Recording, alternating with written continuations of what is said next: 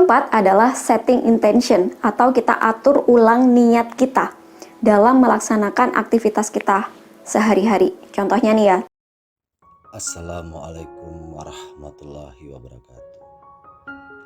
Subhanallah wa bihamdihi. Subhanallahil azim. Astagfirullah. Kepada sahabat channel Solusi Kehidupan, selamat menikmati video ini. Semoga bermanfaat untuk saya pribadi dan untuk kita semua. Saya haturkan, jangan lupa subscribe, like, comment, and share. Terima kasih.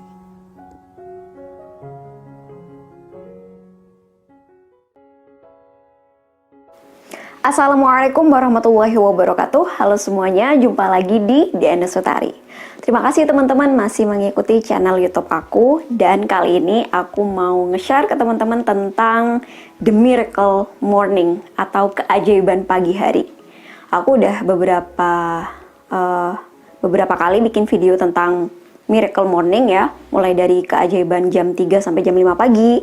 Kemudian jangan abaikan ya alarm alami di waktu-waktu jam 1 sampai jam 3 pagi. Dan kali ini ya, aku ingin nge-share tentang yang berkaitan dengan pagi hari, yaitu 4 amalan di waktu subuh. Ya, jadi kita jangan sampai ngelewatin golden time di waktu subuh ya. Kita bisa lakuin 4 amalan ini, dan 4 amalan ini fadilahnya itu untuk ya urusan rezeki. Insya Allah dengan ikhtiar kita, dengan kita ngamalin 4 amalan ini, dengan tawasul 4 amalan ini, rezeki kita insya Allah bakal dilancarin oleh Allah Subhanahu wa Ta'ala. Nah, jadi seperti apa lengkapnya mengenai 4 amalan subuh ini? Simak terus videonya ya. Ngomong-ngomong soal The Miracle Morning atau keajaiban pagi hari, sebenarnya bukan hanya di kalangan muslim aja gitu ya. Bahkan orang-orang di luar sana ya, orang-orang western ya, bahkan juga orang-orang di kawasan Asia Timur itu juga ya sangat memanfaatkan waktu di pagi hari. Karena waktu di pagi hari itu merupakan waktu-waktu yang terbaik untuk kita memulai mengubah hidup kita gitu. Memulai hari-hari kita, memulai aktivitas hidup kita, atau juga memulai untuk manifestasi hidup kita yang lebih baik.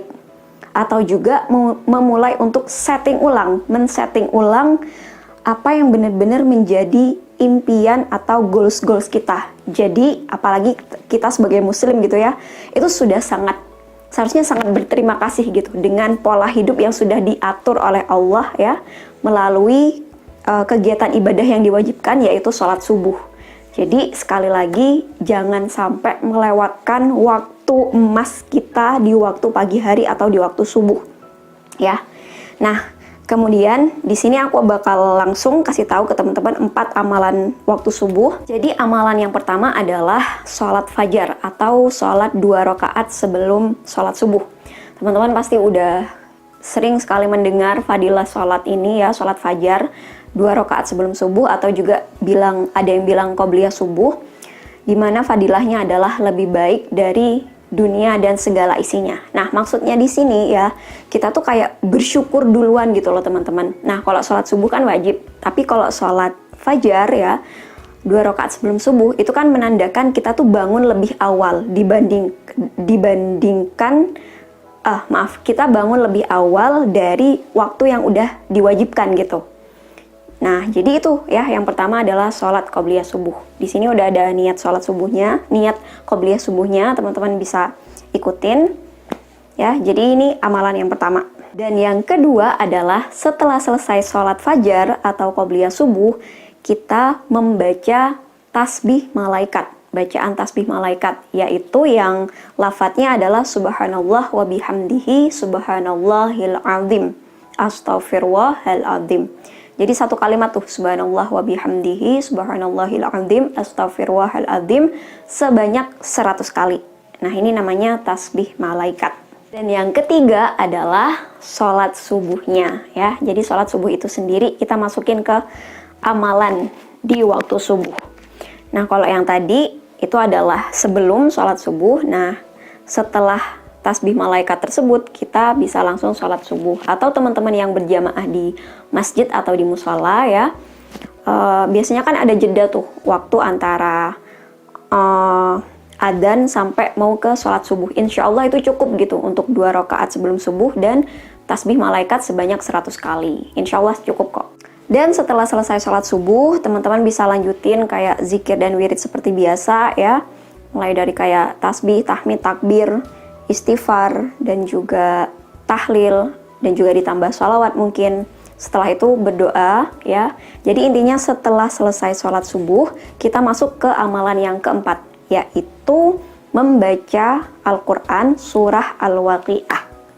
Ya, jadi yang keempat adalah kita baca surat Al-Waqi'ah, dan teman-teman udah mungkin banyak yang mengetahui bahwa salah satu fadilah dari ngamalin baca surat Al-Waqi'ah ini adalah untuk kelancaran rezeki.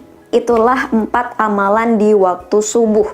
Mungkin untuk yang ketiga itu sebenarnya udah kewajiban kita untuk sholat subuh. Jadi mungkin amalan tambahannya sebenarnya ada 3 gitu ya, amalan sunnahnya. Jadi sholat qobliyah subuh, kemudian habis sholat qobliyah subuh tasbih malaikat, kemudian sholat subuh dan baca surah Al-Waqi'ah.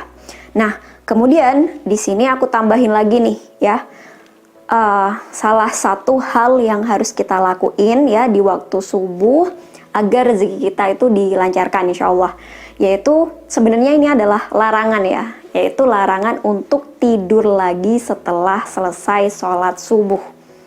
Jadi setelah kita baca surah Al-Waqi'ah, jangan kembali ke kamar tidur terus kita tidur lagi ya. Hindari betul untuk tidur di tidur setelah selesai sholat subuh. Sebab itu di sini aku mau nambahin nih ya, nambahin hal atau kegiatan yang merupakan bagian dari law of attraction ya, yang teman-teman bisa lakuin supaya teman-teman gak tidur lagi setelah selesai sholat subuh. Nah, di sini ada 5 hal yang bisa teman-teman lakukan ya. Yang pertama adalah body movement atau gerakin tubuh. Teman-teman bisa kayak mungkin workout yang sederhana aja, kayak mungkin push up atau squat jump atau apa sih namanya tuh yang gini, plank. Kemudian pokoknya gerakin tubuh kita gitu, atau keluar rumah, jalan-jalan di sekitar rumah kita, terus memandangi langit ya, merasakan udara sejuk di waktu subuh ya. Jadi intinya body movement, gerakin tubuh kita. Kedua adalah ini, drinking alkaline water atau minum air putih. Atau teman-teman bisa pakai teknik luwak air juga, nggak masalah gitu. Di waktu subuh itu sangat bagus untuk minum air putih. Dan biasanya dengan air putih ini insya Allah bakal ini juga sih, mengurangi rasa kantuk.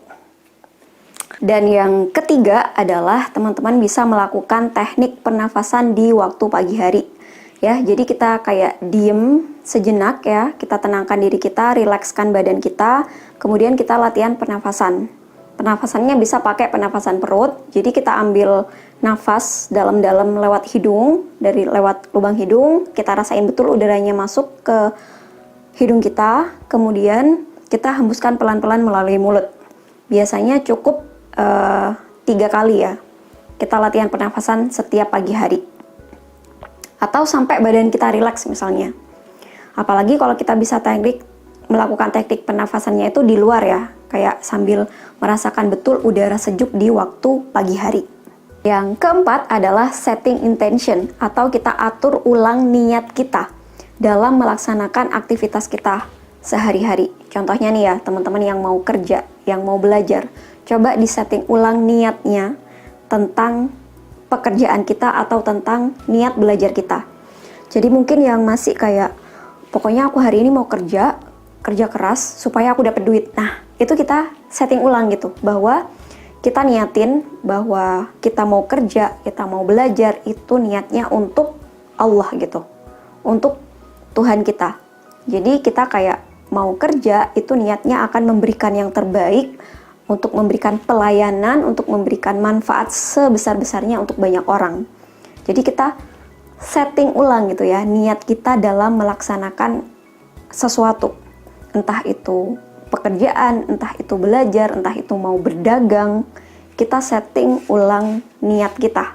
Dan yang kelima adalah bikin to-do list, atau kita daftar tugas-tugas atau hal-hal apa aja yang harus kita selesaikan di waktu hari itu.